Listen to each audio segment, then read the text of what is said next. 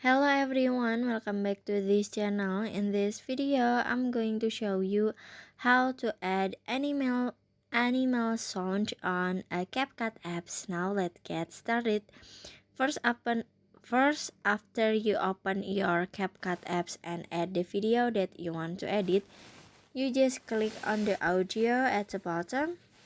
Click on it, and after this you can click on the extract. In here you just click on the effect, and after this at the menu you can click on the animals.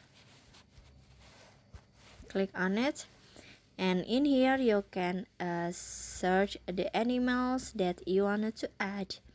I want to add a roster, so you can download first,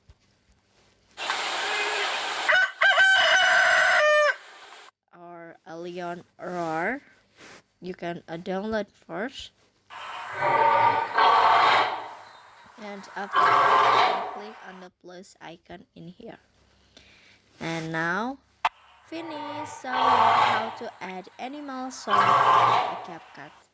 I hope you found this video to be helpful. If you enjoy with the content, please consider like, comment, and subscribe down below. Bye bye.